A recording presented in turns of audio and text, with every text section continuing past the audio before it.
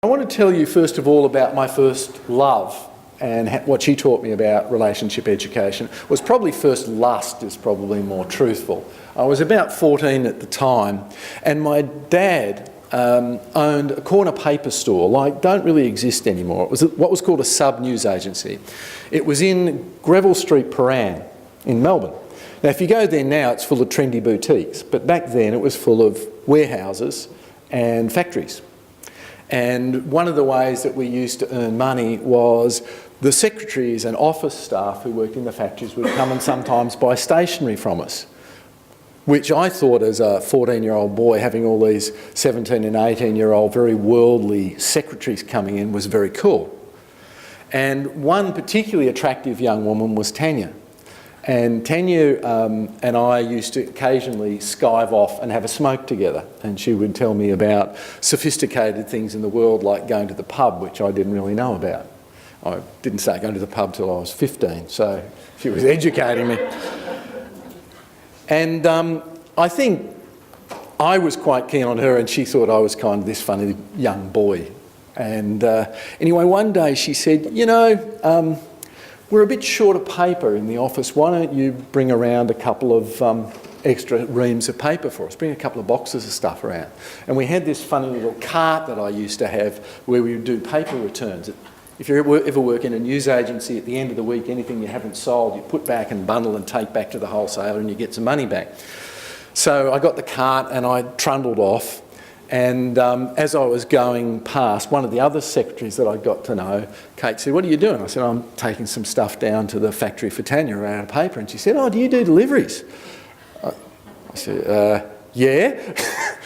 And so she said, oh, well, I could do with a couple of reams of paper. So I said, well, why don't I drop you these? And I went in and she gave me the money and I brought that back, and then I went and grabbed a couple more reams of paper, and Dad wasn't paying attention, he just saw me come and go out of the shop. And anyway, I went and had a smoke with Tanya and dropped off the couple of reams of paper. And she said, look, we need a couple of boxes every couple of weeks and I've got a bit of a sore back. Would you mind, you know, doing this as a regular thing, just drop it around? So I said, sure, come around, have a smoke with you and talk to a beautiful young woman, of course. Oh, I'm happy to do that. And it sort of got around the factories that this thing would happen. And when I went back this first time, Dad said, where the hell have you been? We've had people coming in and out, it's busy, I can't keep up. And I said, I was dropping off 4 reams of paper to Tanya and to her mate Kate because we do deliveries now. And he said, how much did you get for that? And I said, I can't remember what it was. He said, $15. And he said, well, what are you doing here? Get out there and sell more paper. So by a market-driven system, we'd always worked on the assumption if they wanted paper, they'd come to us. But what we discovered was that if we took the paper to them, it actually worked better. And I didn't think about that for a long time till there was a bloke in Burketown who rang me about 20 years ago. He was a cattle farmer. And he said, is that Kim Halford? Said, yeah. He said his name and he said he was from Burketown. I said, oh yeah. Why are you ringing me from Burketown? He said, well, me and the missus have decided that we're going to, you know, formalise this and get married. And I want to do some relationship education because I don't want to stuff it up. Because my brother, he got married to a woman, didn't work out for them. And you know what it's like, you bust up the farm at the end of a divorce. It's a mess. So he said, you know, we can't afford to stuff this up. So he said, where can I go? And I said, oh, let me have a look. So I looked up where the nearest provider was, and I said, well, the nearest provider of relationship education is Relationships Australia, and they're based in Cairns. And he said, I'll tell you exactly what he said. I was thinking of censoring him, but I said, oh shit, mate, give me a break. You got any idea how bloody far Cairns is from Burketown? It's about 940 kilometres, and it's a dirt road, and it's the wet season, and it's closed for the next 4 months. And he said, even if I could get there, what the hell am I going to do? Am I going to drive down there? Who's going to look after the cows while I'm gone? And I said, oh, well, you've got a point there. He said, so is there anything you can do for me? And I said, oh, well, we've got a little bit of... So I mailed him some materials, and he and his partner started looking at this stuff, and I started doing some stuff over the phone with him. And I thought, well, why not? I'll try it, see what happens. And around about that time, there was a call for tenders for people to develop audio-visual materials for then the Family and Community Services Department. We put in a tender because I thought, oh, well, this could be a good idea. And they knocked it back and gave it to some AV production marketing company who developed a bunch of materials that it disappeared beneath the waves. But I thought, being a determined guy, I remember Tanya teaching me that if you take the product to the people, it's more likely to work. So we persisted with it, and eventually we managed to land some money from the Australian Research Council and developed a program called Couple Care, which is a DVD and a guidebook. And I'll describe a little bit about the work we've been doing around evaluating those sorts of programs in the last 20 years or so. But the bottom line of this is, a lot of people think that the key challenge, and I've heard the phrase today as well, for relationship education is getting people into the room. And I just want to suggest to you that is 100% wrong. It's about getting relationship education to the people. And sometimes that may mean getting people to the room, but other times it may mean taking the services out there. So a little bit on diversity and change. This is something I came across when I was wandering through Turkey a while back. It's a prenuptial contract. From about 2300, they tell me that it's a Hittite prenuptial contract. And it specifies the wife's responsibilities and rights in the event of a divorce and what she's got to do in the marriage. Now, for those of you whose Hittite's just a little bit rusty, let me give you roughly what they told me on the translation it says. It says that she has to, in the event of a war between her husband's village and anybody else, be on the same side as the husband's village. She's supposed to bear children, and the deal's off if they don't have any kids. In the event of a divorce, she gets to take any live children from the marriage, get safe passage back to her village of birth, and she gets a minimum of 19 oxen. I thought that was the real clincher of the deal for me. Maybe we'd have less divorce if they still referred into the marriage vows to the distribution of oxen, but we seem to have cut that one out. But it does highlight that the idea of a ritualised way of developing what rights and responsibilities people have in committed relationships has been around for a long time. The way in which it's captured is a little bit different now. This is one of my favourite YouTube clips. If you Google it and look at man updating his Facebook status, let me describe it. It's set in the US, of course. It's a very traditional looking church setting for a wedding. And the minister gets to the point where he's doing, the young guy in the middle there is the minister, and he's just got to the point where he's about to announce that they're man and wife, and the bloke pauses, and what he's got in his hand that you can't see is a smartphone. And he passes one to his wife, or just about to be his wife, and he takes one out for himself, and they're there while the congregation's sort of looking, giggling and wondering what on earth's going on. They're tapping away, and the minister looks down and then explains to the congregation he's just updating their relationship status on Facebook to be married. So then the minister finally concludes, so I say, in the witness of this community, in the face of God, and in the face of Facebook, you are now officially man and wife, and sort of rolls with it. So the way in which people formalise relationships and some of the traditions around it are evolving. And it does highlight the crucial role that social media plays in people's lives. So I want to say a little bit about the changing context of couple relationships in 2014 in Australia. What technology's doing to the way that people form relationships, some of the trends in marriage and cohabitation, and some of the things that come from our increasingly diverse multicultural community. And then talk about how that may have implications for relationship education. And I'd like to include in that some discussion with you guys about what are the sorts of adaptations that you're making to try and address diversity and make relationship education services more available. This is something that comes from UNESCO. It shows the percentage of the world's approximately 7.5 billion people who have access to a flush toilet, which I think is a really handy thing. I don't know about you, but I really think that has done quite a lot for people's health and well-being, and people who have access to a mobile phone. There are approximately 1.4 billion people in the world who have a mobile phone, but don't have a flush toilet. That's how pervasive the technology is. If you're so poor that you don't have running water, you can still get hold of a mobile phone. If you Google, which I did in an idle moment, the terms across the bottom of this graph, dating, relationship education, couple counselling or divorce counselling, in less than a third of a second, you will get up this many million hits, that many separate websites. So that says, for example, divorce counselling, at the time I did this, a couple of weeks ago, there were just under 120 million separate websites that had something to do with divorce counselling.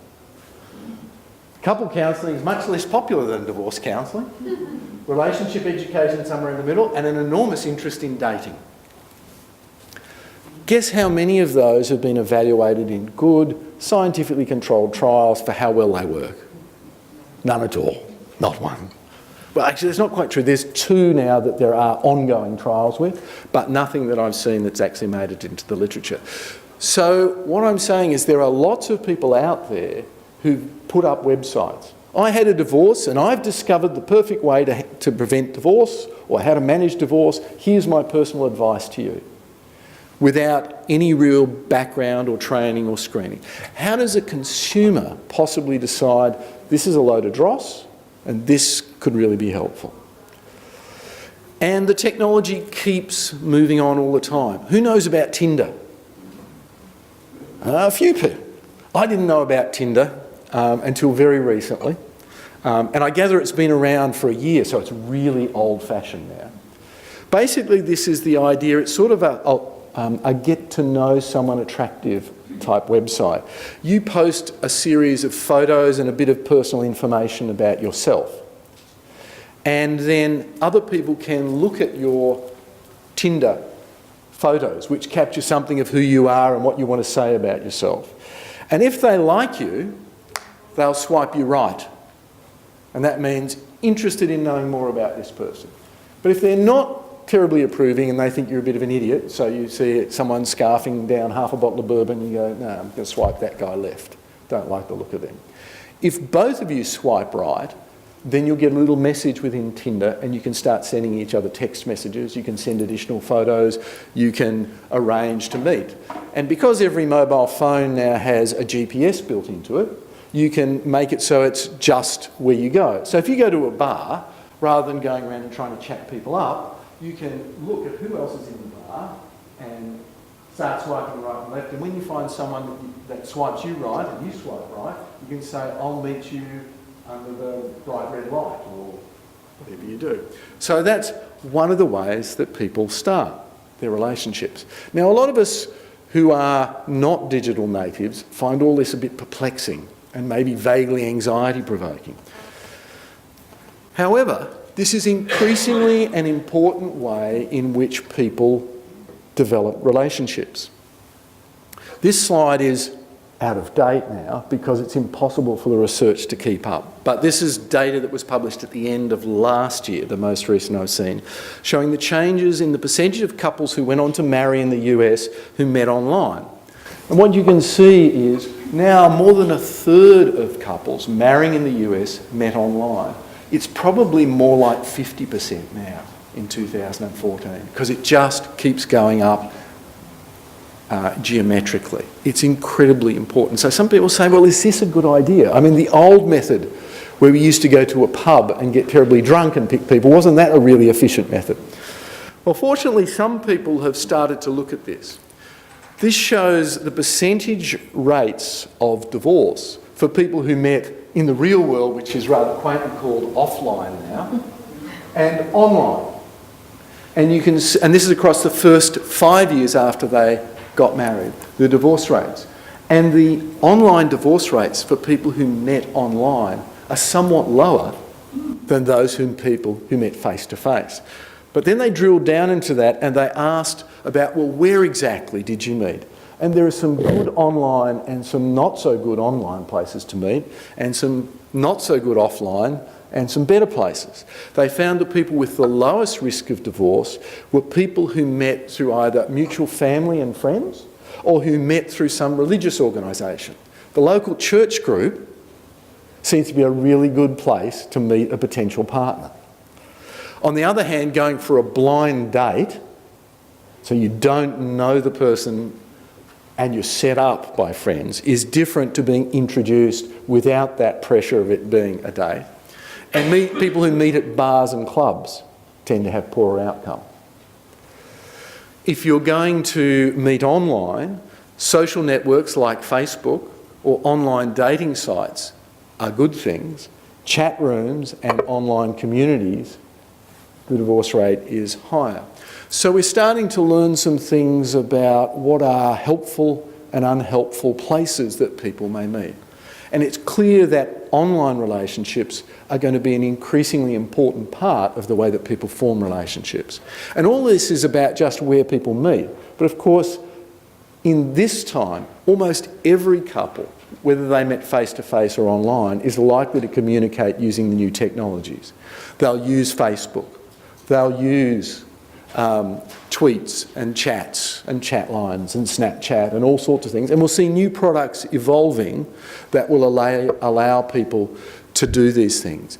There's a new website, and I've just blanked on the name of it, where you can send someone a photograph of yourself, but it disappears automatically. Instagram. Is that what it is? It disappears in 15 seconds. I don't know.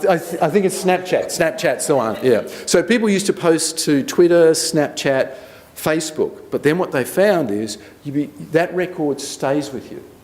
So one of the common things now is that people will send something that's romantic or sexy or a naked photo of themselves to someone, and then that person they break up with, and the person then posts it onto Facebook because they've got a copy of it.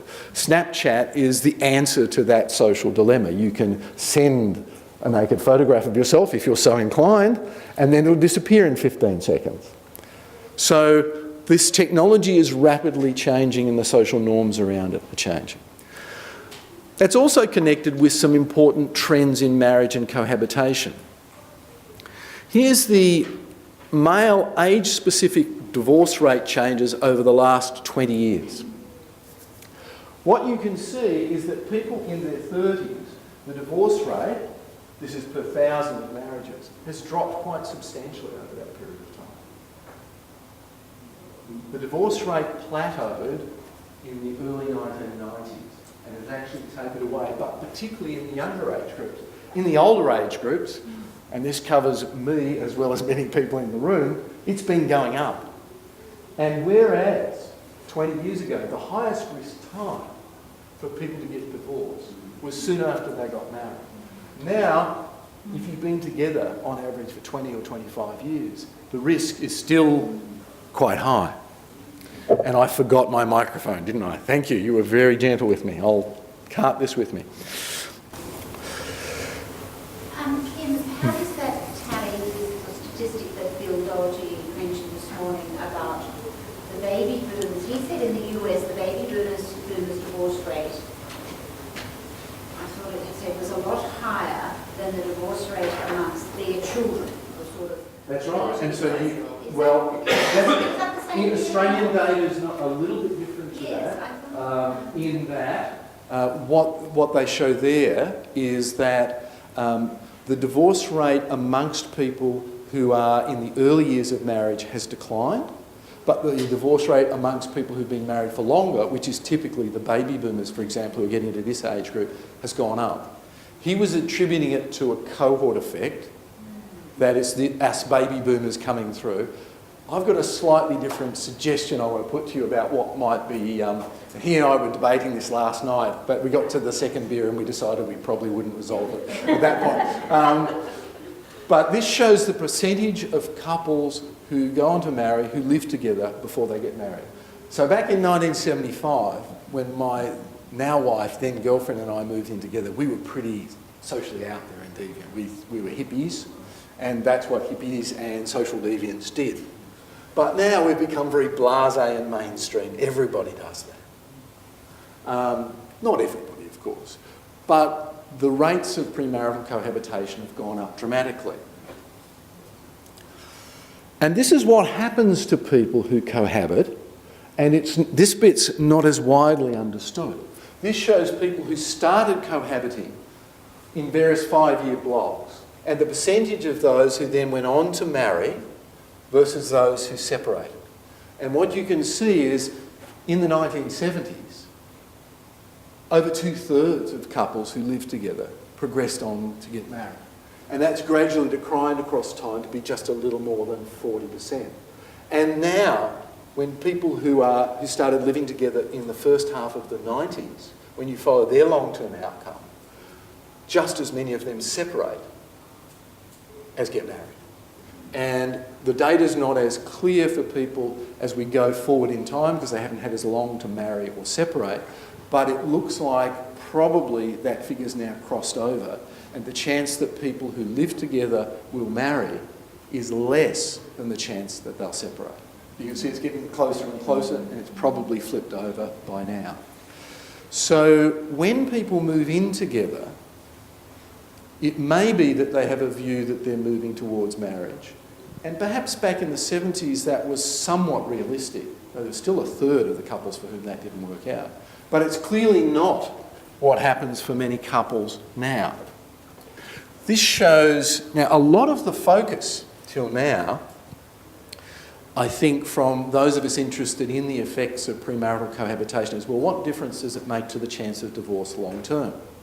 What we've found, my colleague Belinda Hewitt and Janet Baxter have found in the most recent data is premarital cohabitation is not a particular risk for divorce. And there's so if you look at this, this shows the rates of breakup of people in long-term relationships who are cohabiting, which is a solid red line, and then those 2 lines, I don't know if you can see that it's actually 2 lines, are those who are married at the very beginning or those who cohabited and then transitioned to marry.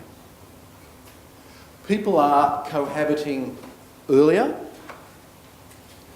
They're cohabiting for longer before they decide to get married, and they're much more likely to break up. What it means in essence is the high-risk time for breakup in early-stage committed relationships has moved from the early years of marriage to cohabitation. That by the time people have been through a period of 3 or 4 years of cohabitation and then they decide to get married, often they've got a lot of the wrinkles and the initial bumps out of their relationship and they're at lower risk. And I think that is one of the reasons why the divorce rate in the early years of marriage has declined, because people are breaking up early before they get married. If we want to build a fence at the top of the cliff has eroded and moved further back. We can't wait till people are contemplating marriage because they've already been through a series of filters. And this is particularly important with step families. Step families live together for long periods of time. They have very high rates of breakup in the first 4 or 5 years of cohabitation, but 6 years down the track, if they've made it that far, their risk of breakup is not much greater than people who are forming first relationships without children from a prior relationship. So if we wait for people with kids from a prior relationship to decide this is going to work out and get married, they've done all the hard work and we've missed the chance. And a lot of people have broken up.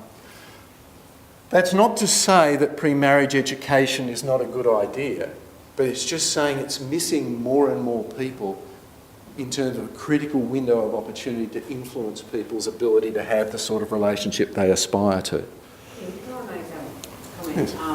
What I notice is that we would love to capture the couples earlier because most of them have been together on average about 5 years. Yeah. But the girl waits, even though they discuss marriage, the girl waits for the question to be asked still. It's more traditional than when you or I got married. It is. Which that didn't happen, and it's a very, very formalised traditional process still.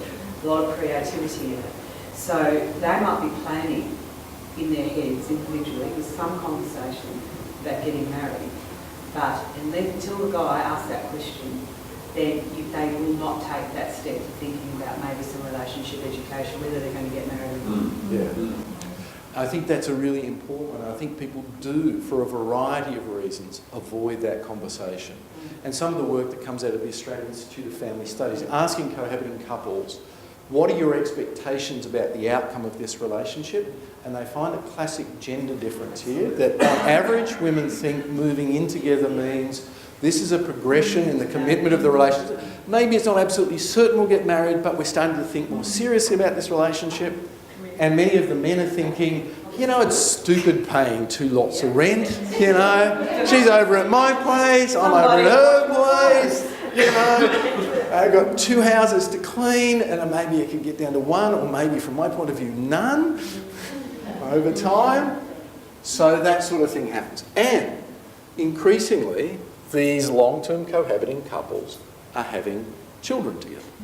This shows, across all the rich countries in the world, the OECD, the proportion of births to outside marriage, and they're predominantly cohabiting couples, not single mums. They may become single mums across time, but at the time of the birth, they have a partner.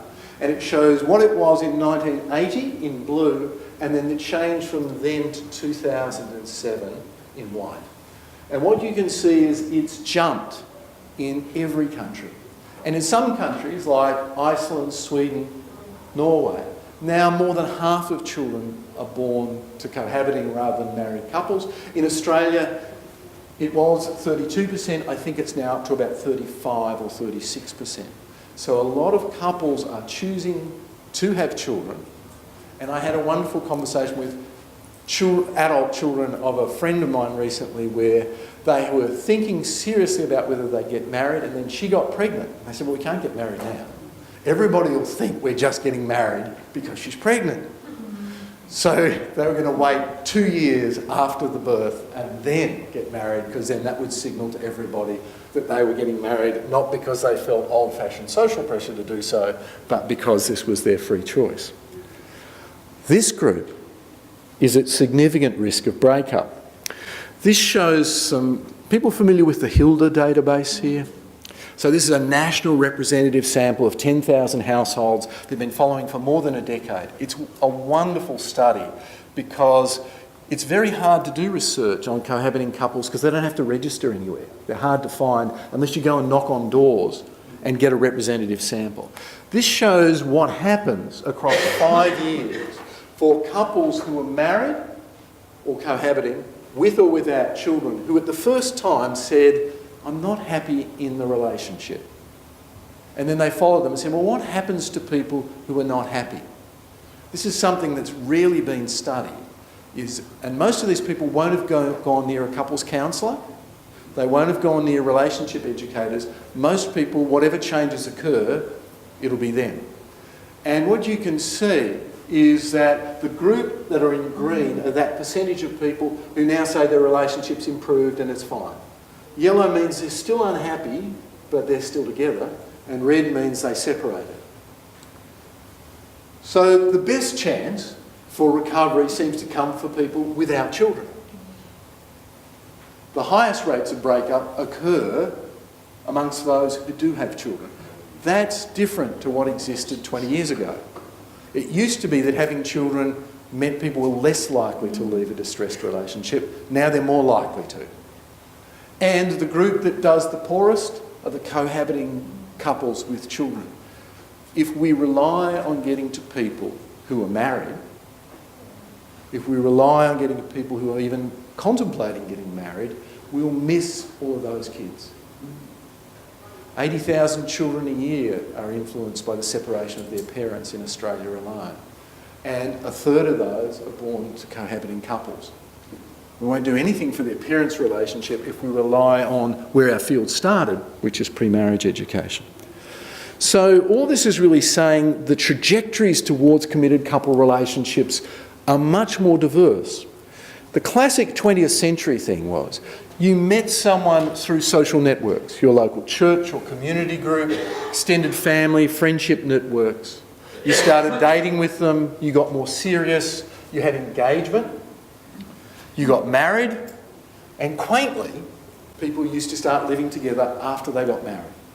So at that point, pre-marriage education made really good sense because it's a big transition at that point. Everybody recognises the social and religious commitments that you were making and you're moving in together.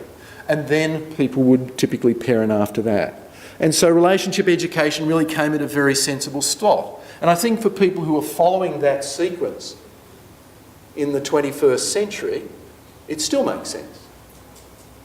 But that's only about 15% of couples who marry, and it takes no account of all of the couples who choose not to marry. So that is the minority trajectory.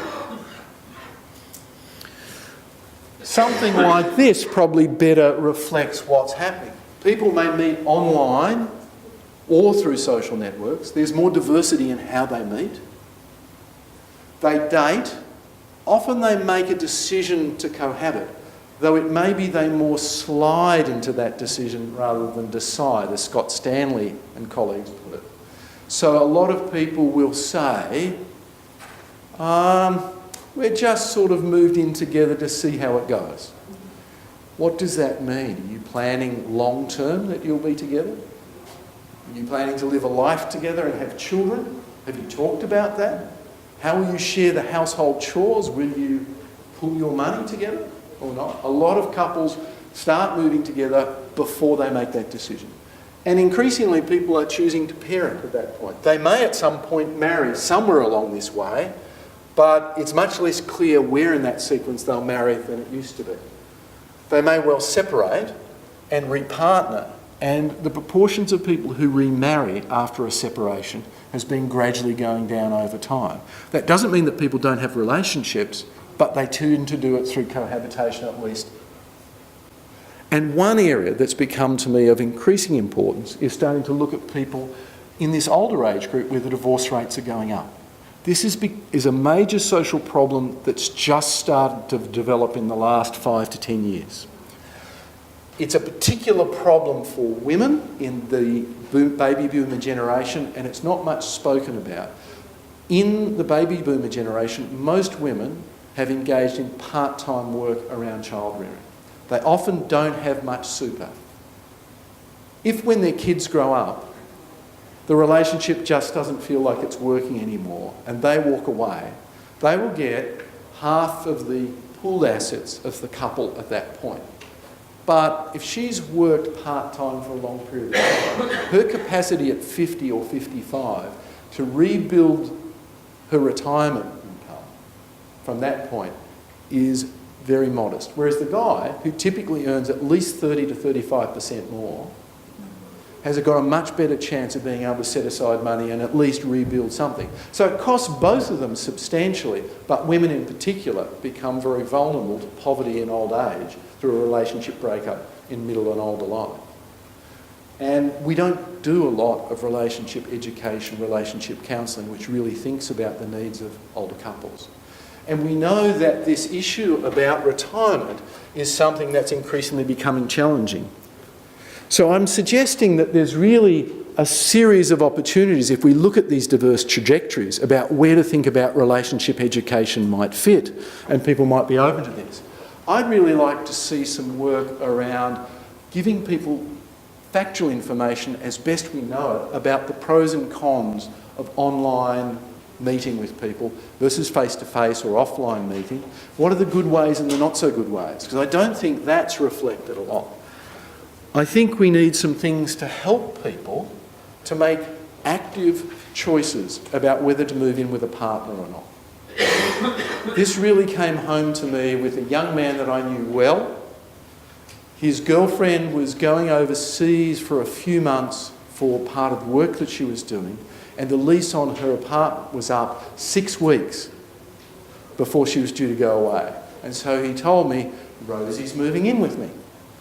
And I said, so Peter, when you say Rosie's moving in, does that mean she doesn't have anywhere to stay for 6 weeks and it's a bit hard to find an apartment? Or does it mean you're trying living together to see how it would work out? Or he said, I guess probably a bit of both.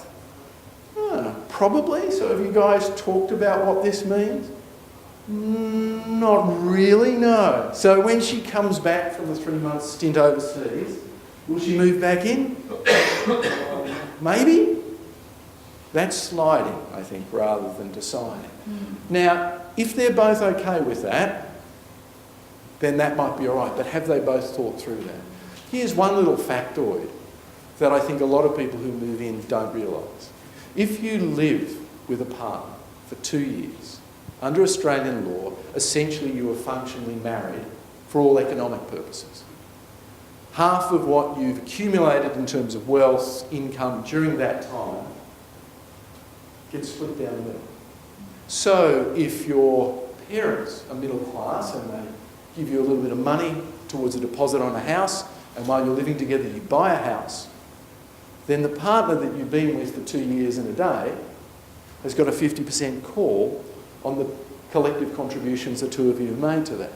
So you're signing up for this long-term commitment, which has some pretty negative consequences if it doesn't work out, but you may not know that. So I think that that transition into living together is really important. I think that if you're relocating to another country, I have a Japanese daughter-in-law and soon we'll add a Mexican daughter-in-law to our extended family. So we know about the acculturation challenges there are for intercultural couples.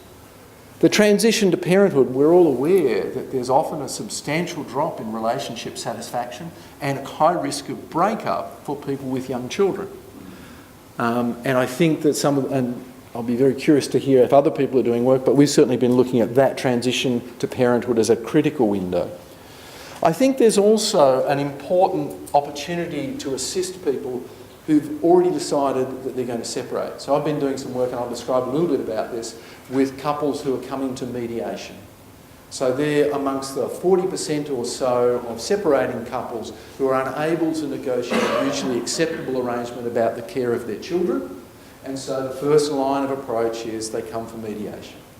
And one of the assumptions underpinning a mediation is people have the sorts of knowledge and skills that would allow them to participate meaningfully in developing an arrangement for co-parenting and caring for their children.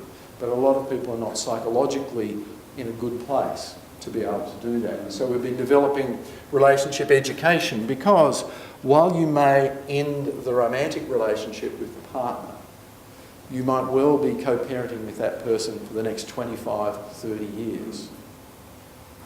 When your granddaughter is going to be christened, do you get to bring your new partner, who you've now been with for 25 years, but which your former partner blames for the breakup of your marriage and is still a sore point? You can't escape those family connections even over a quarter of a century. So there's also the issues then about repartnering and negotiating, and we know stepfamilies have high rates of breakup. And a particular interest of mine, it seems of increasing importance the older I get, is how do couples negotiate retirement? So one key suggestion that I think is crucial to recognise is relationship education for the 21st century has to recognise the greater diversity in the way in which people form relationships and the sequence with which they go through these various steps. And we need to think about what are the windows of opportunity when couples might be responsive to opportunities to get some skills. Whereas this lady's saying, we shouldn't let our relationship get too serious, after all, it's only our first marriage. So I'm curious, maybe we could do just a quick snapshot, which I'm assuming that most people here have offered relationship education to people at the pre-marriage point, at the transition to marriage.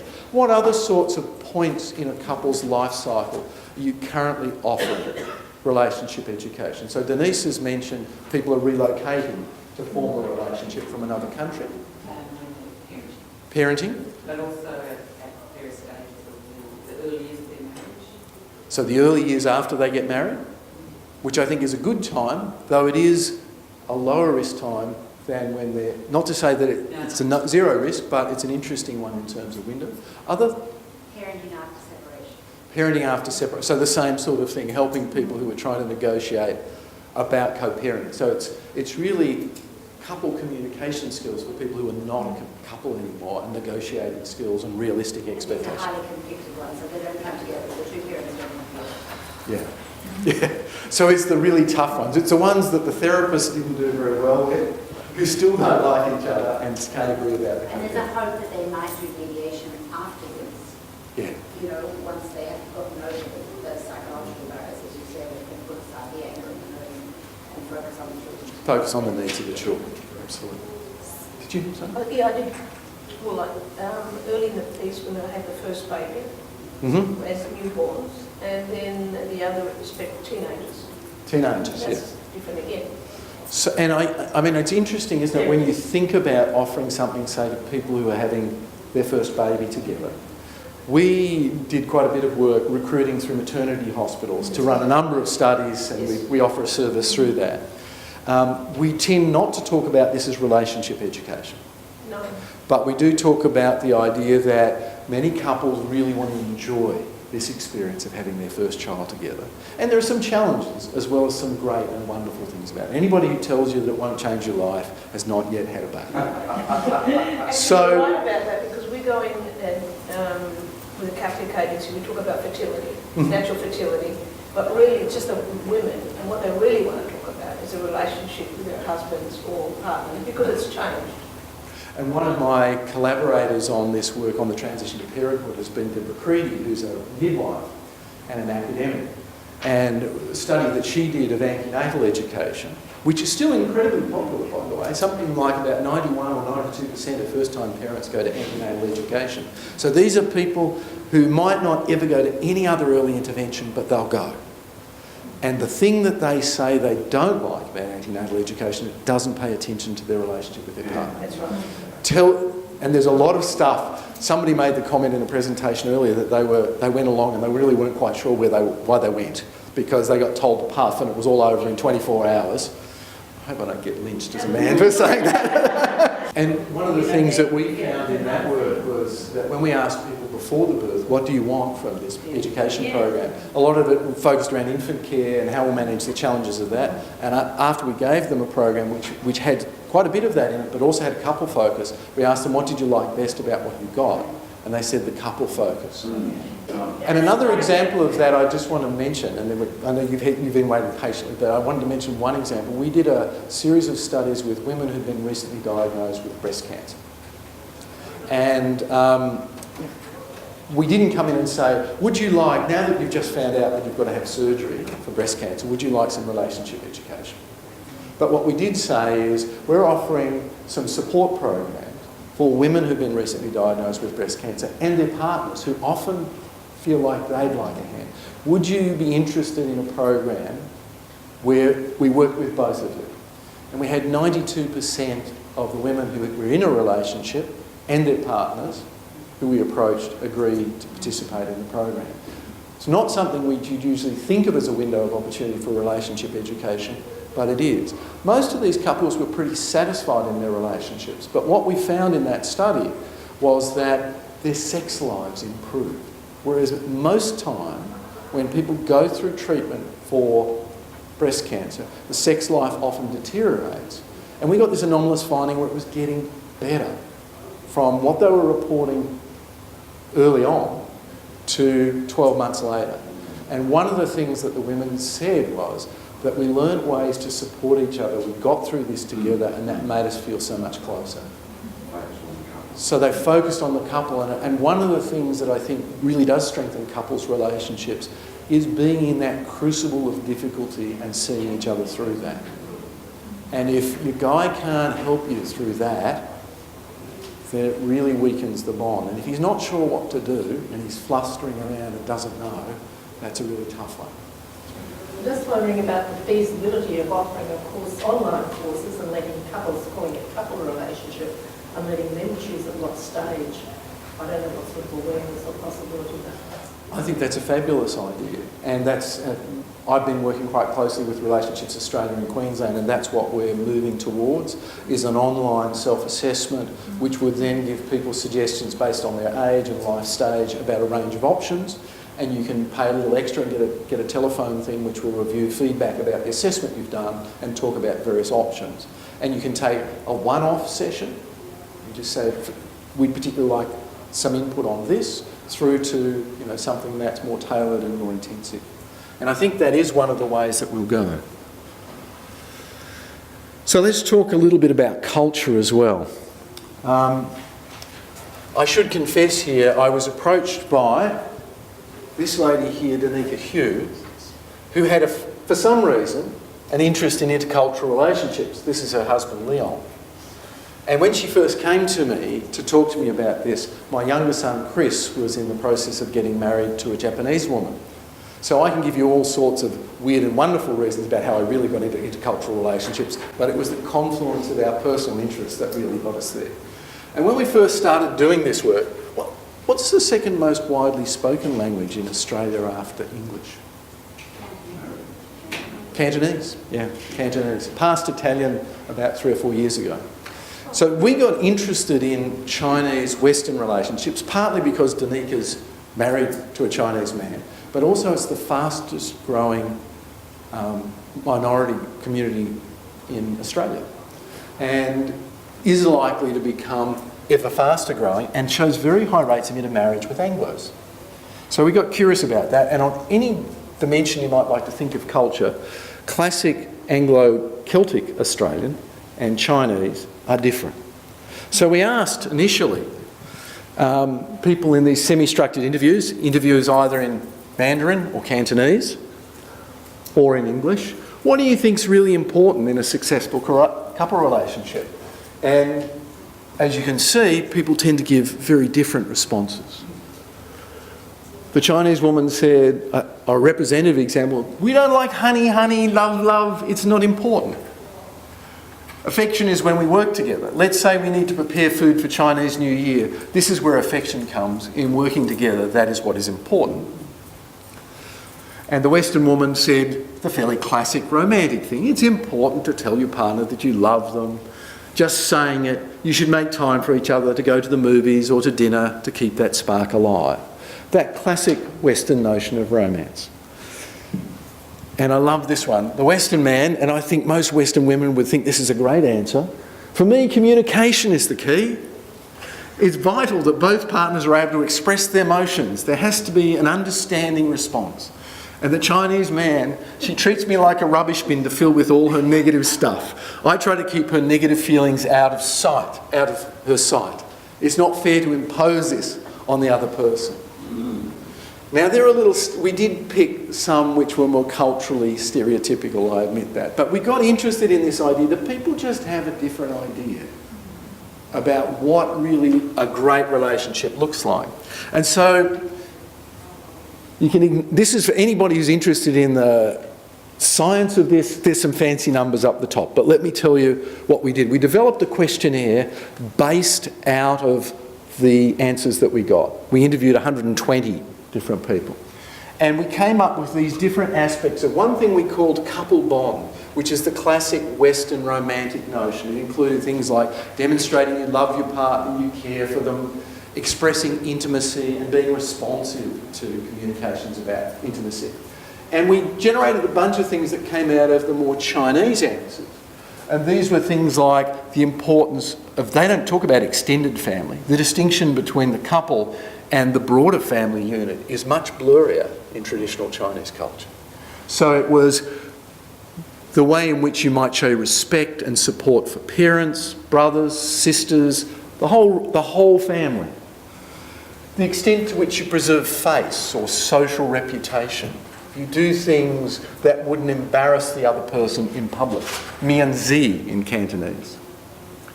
Relational harmony, the idea that you shouldn't cause disputes, cause unhappy feelings, and so you should smooth things over. What we would call avoidance or withdrawal. And gender roles, which tend to be more traditional. Now, any comment about traditional Chinese values has to say the revolution in China, economically and socially over the last 25 years, is extraordinary. So that there's an enormous dynamic churn happening, particularly in the wealthy countries of China, the wealthy cities of China.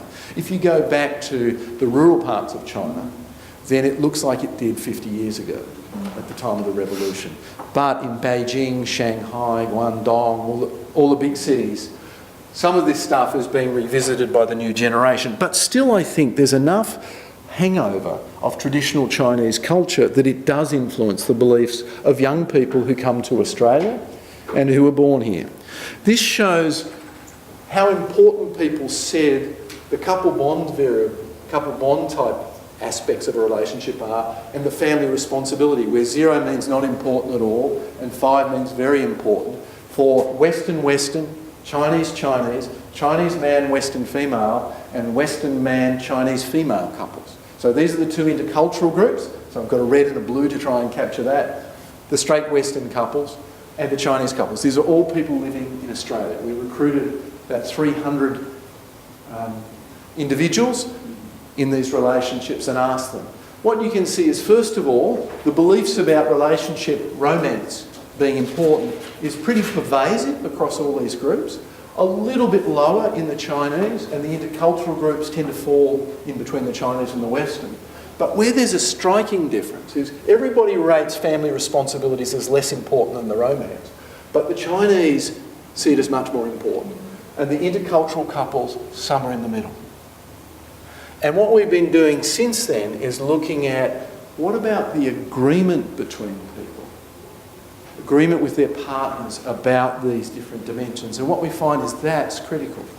If you're very traditional Chinese and you marry someone who's very traditional Western and you don't agree very much about the importance of family responsibility, and then the Chinese father gets sick and needs support, then you've got a major stumbling block. So it's those sorts of things that can be a substantial challenge, I think, for intercultural couples. We were also interested in how people spoke to each other. So we got our 150 or so couples to come into a lab. This was quite a challenging study to pull off because it's not a conventional thing for Chinese people to do, to open up their intimate relationships. We spent a number of years getting this information together. And what we did was we asked them to do something that psychologists like doing when they're investigating couple relationships. We asked them to identify something they disagreed about and talk about it, and we videoed it and we coded it. And we looked at the rate in which they engaged in what we call conflict, which was just negative talk towards each other. Now the stereotype is, and what Chinese people tell you is, they don't like to express emotions strongly. It's frowned on. But like a lot of cultural stereotypes, it's wrong. They're actually much more negative. And there's now another study that's replicated this finding, that the Chinese were actually substantially more negative than the Westerners when they were just talking to their partner. And one of the things we hadn't quite nuanced is, if this was done with strangers in the room, this would be quite inappropriate. But what we find is when it's one-on-one, they forget quickly about the camera and they start talking as they would at home. And then you do see the negativity. Now here's where I'm going to have to do a trust me slide for anybody who doesn't understand multi-level modelling. Let me just explain what this means. We are relating then how negative people are to how happy they are what they are in their relationship. And this is, the asterisk means there's a significant association. So what this means is, Westerners, the more negative they are, the less happy they are. And there's no effect in the Chinese. So they can say all this negative stuff, but it doesn't seem to be related at all to them saying they're unhappy in the relationship. It has a different functional impact. And the intercultural couples, it's somewhere in between. And the people who are most affected by negativity are the Western women married to Chinese men. Then, when there's negativity, you really got an issue. But everywhere where there's a Westerner, being negative, not a good thing. Chinese, rule doesn't apply. So here's some bottom line things that we just, this stuff on, a lot of the stuff we've got on relationship education and on couple therapy comes out of a Western tradition, and Australia is not a Western country. It's a multicultural country. So we're learning, just beginning to pick up some things that culture defines standards or beliefs about what a great relationship looks like. And while romance seems to be important across many cultures, Hollywood's got that message out. Anywhere that was missed by Hollywood, Bollywood has got it out there. But the family responsibility seems to be more important in Chinese, in some Eastern cultures at least. Chinese, contrary to the stereotype about them being inscrutable or unexpressive emotion, are actually more likely to express things they're unhappy about in the relationship when in private Not in a way that would humiliate their partner to other people, but one-on-one. But the negativity doesn't seem to do as much damage. And one of the things our couples say to us is that if your partner is making mistakes, the right thing is to point it out to them so they can do better.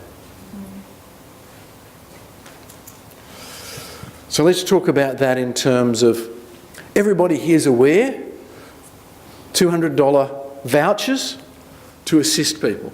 When this was first announced in January, the beginning of the year, it was to be for marrying couples.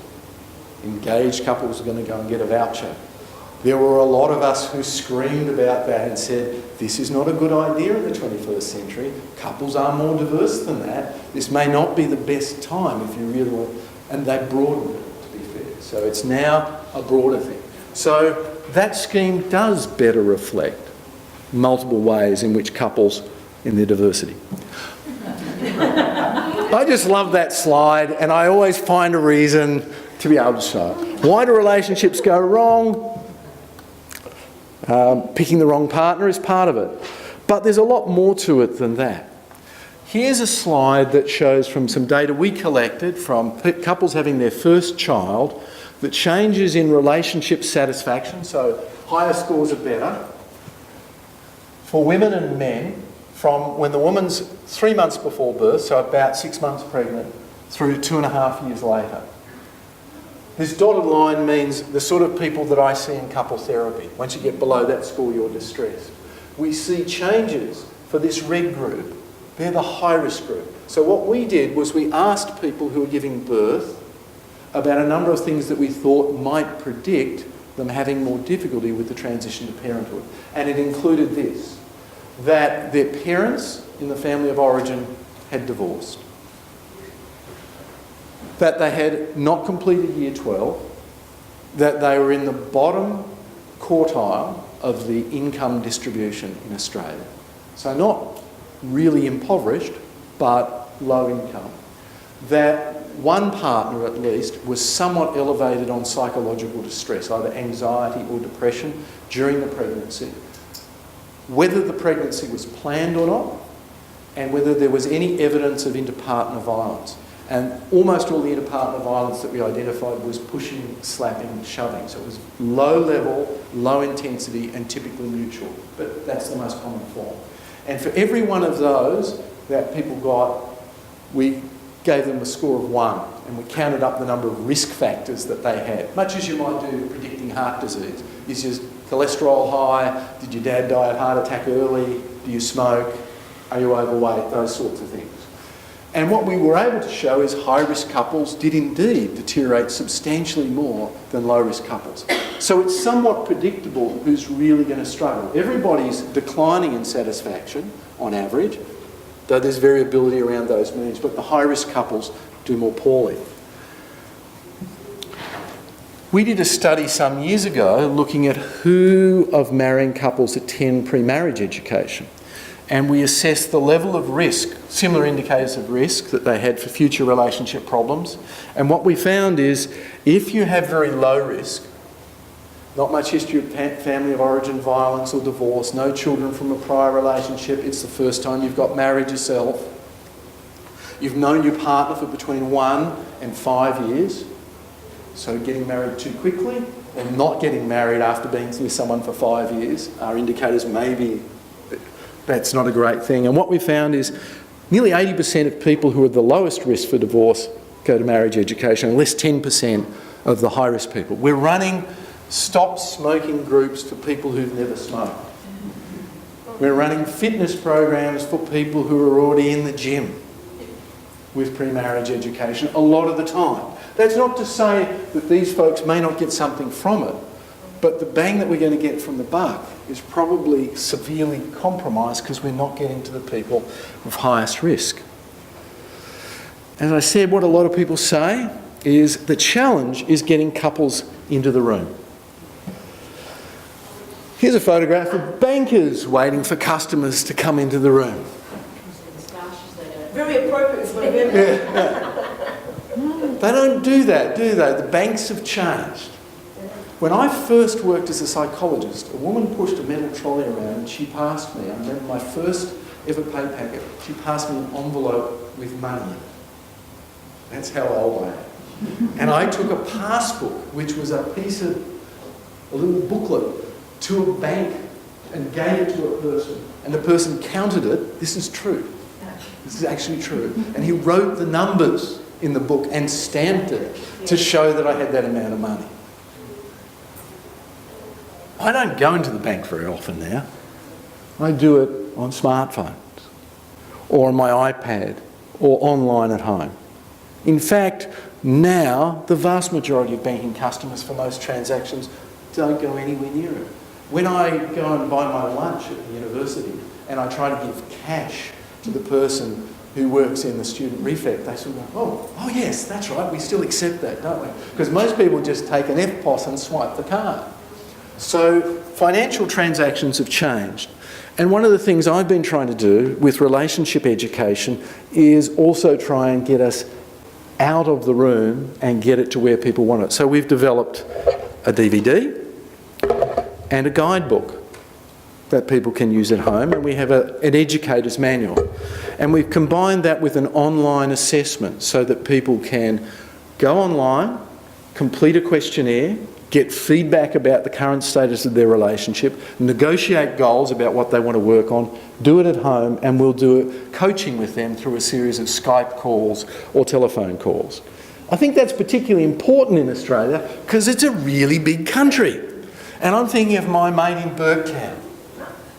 And he was saying, I can't get to where you offer your services. So I'm not saying we shouldn't run face-to-face programs, but if we rely on those alone, we're going to miss a lot of people. One example of that, did anybody, I hope some people here saw this, Making Happy Couples? I have the sort of face that the producer told me was good for a behind-the-camera role in Making Happy Couples. So I was the supervising therapist and worked with John, who was the on-screen psychologist. I designed the assessment system they used, and I also designed most of the exercises they did across the course of the program. That was 4 episodes, aired early last year.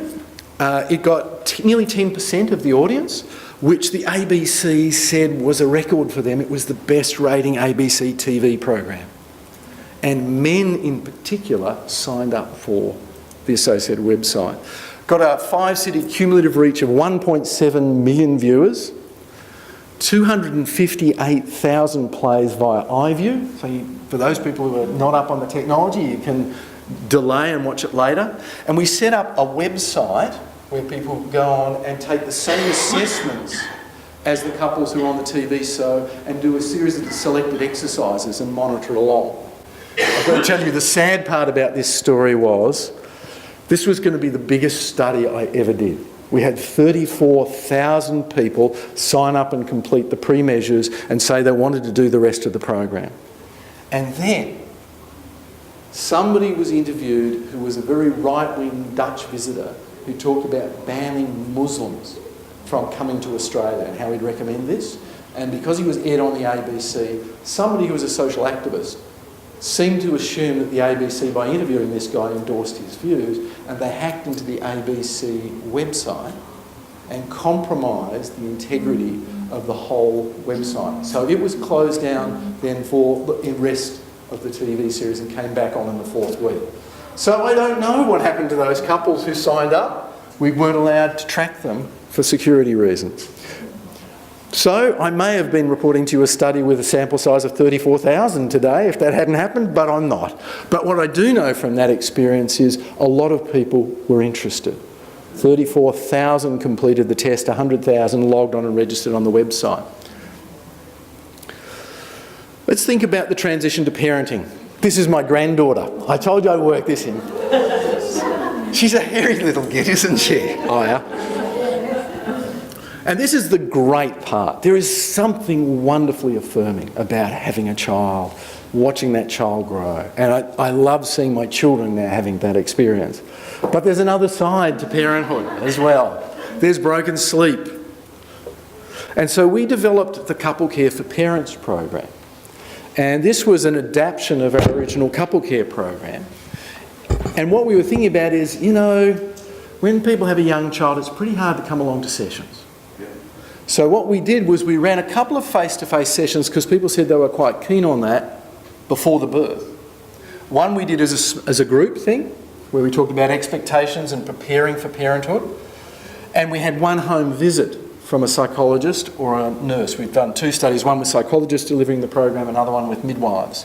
And then we had 4 postnatal things. One as a home visit and the other with DVD, guidebook and telephone coaching.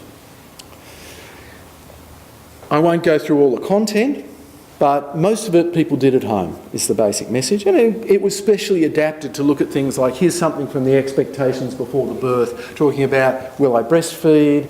Who's going to get up and change the nappy? Who's going to have time away from work? All those, which is often things that parents don't talk through in detail because who knows? We talked about the evaluation and distribution of household and childcare tasks a couple of months after the birth. Very popular with the women, this particular session. Every academic has a favourite slide, which may be a little hard to follow, but this is my favourite current slide. This shows we stratified couples into low risk and high risk for having problems across the transition to parenthood. Everybody's happy to start with. Green means that the couple was happy at the start and happy at the end. Yellow means they declined a bit, but they were still in the happy range, but they declined somewhat. And red means they were the sort of people that I see for therapy. They became distressed. CONT is our control group, which was care as usual, and this is the Couple Care for Parents relationship education program. The bottom line is this: the control group and the relationship education program amongst the low-risk people did pretty well, and there was no difference between them. But where we really showed a difference was here. 45% of the control group in the high-risk groups became clinically distressed. And I showed you data earlier showing that a lot of people who are clinically distressed break up over the next few years. Particularly the cohabiting couples. 40% of these couples were cohabiting rather than married. Kim, how do you define clinically distressed? You mean clinical depression in itself postpartum? No, clinical levels of relationship distress, which is a score of 97 or less on the dyadic adjustment scale score. And this is reliable change. We halved the rate of distress. And you can see we doubled the proportion of couples who showed no drop at all. So most people show a dip, but we're doubling the people who are doing particularly well and halving the people who are doing not particularly well. We've now replicated that a couple of times. What options do you guys offer people now if they find it hard to come to face-to-face services? I'm curious about that. I'm conscious we're down to 10 minutes to go. So, Skype? Telephone? Online? So most people have got some sort of flexible delivery? Yeah. Is it programs... You're grimacing, I noticed there. I'm just curious about that. It's much harder to do than having someone with you in the room. That's why. It's much less familiar, I agree with that. Okay. Yeah. All right. And I think there's a different set of skills sometimes. And certainly we've found the transition to be quite challenging. But I've been working with the Family Mediation Service, the Telephone Dispute Resolution Service through through RA, I better get that right, Relationships Australia for the last 4 years now. And I'm constantly amazed by what people do pull off by telephone with very difficult clients.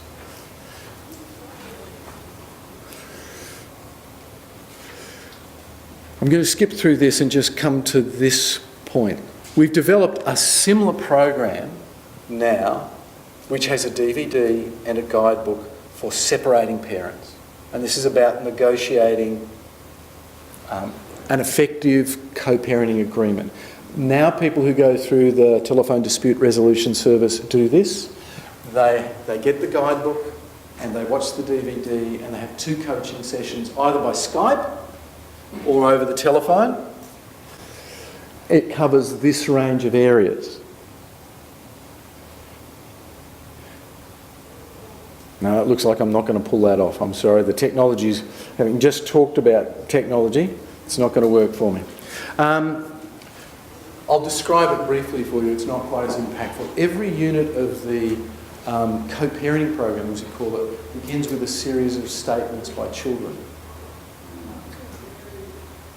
And it talks about the impact of separation on them. And our key purpose there is to find something that these warring parents have in common, that they might be responsive and build some sort of collaborative relationship around. So it talks about the idea of how hard it is for kids when they see their parents fighting.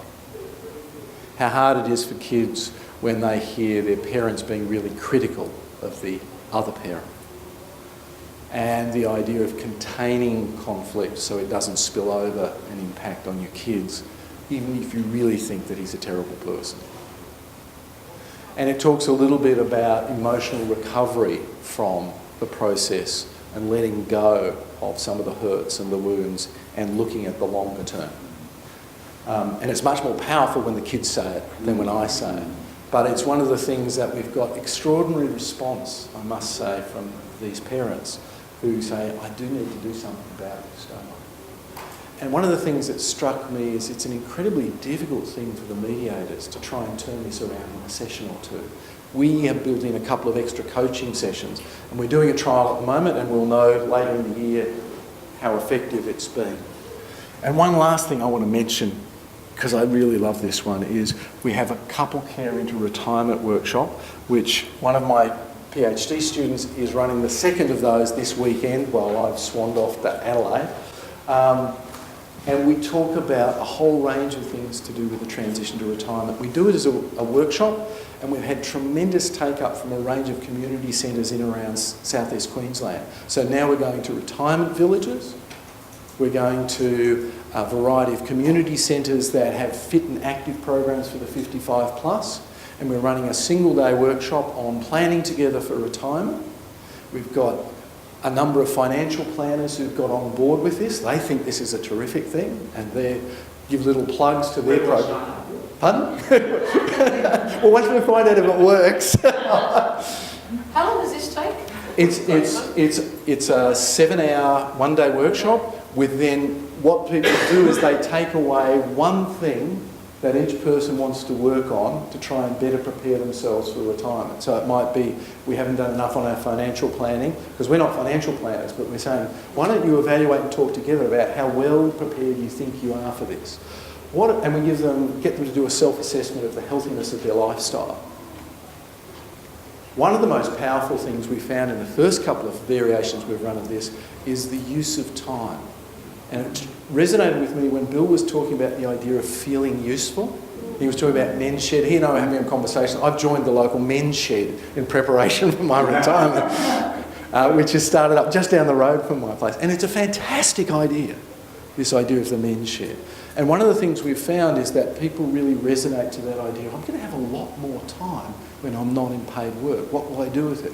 And I remember years ago doing a workshop on retirement, and this guy making the point, the best predictor of what you'll do after you retire is the things you do in the 5 years leading up to when you retire. If you want to play golf, take golf lessons now and get to the point where you're fit enough and well enough to be able to do that. Start to do a little volunteer work to see which ones you might like and get the connections with people. And so we're looking at whether that will work. So my conclusion really is, for the 20th century, pre-marriage education for engaged couples was a great model. Face-to-face delivery, good service. Should still be there. But we probably need a much more diverse set of models in order to get to people at these different points of time when they're likely to be responsive. And I've only talked about some examples. We've been playing around with a whole bunch of other ones. We've been doing some work with the Australian military, looking at couples when men are it's typically the men returning from deployment, We've sent per head of population more people overseas for deployments. The Enoggera Army Barracks, which is the biggest army barracks, is over the back of the hill where I live. And some of these guys have been on 4 and 5 deployments over the last 8 to 10 years. And that's incredibly disruptive. So we've just been talking about the challenges of work-life balance when you're away for half of the first 10 years of your kid's life.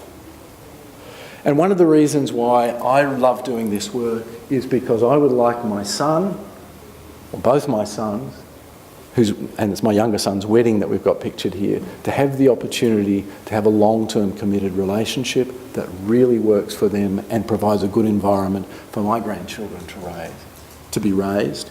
And I think to do that, our field's going to have to be a bit more creative in how we reach out to people, because it's a whole new world out there for relationships.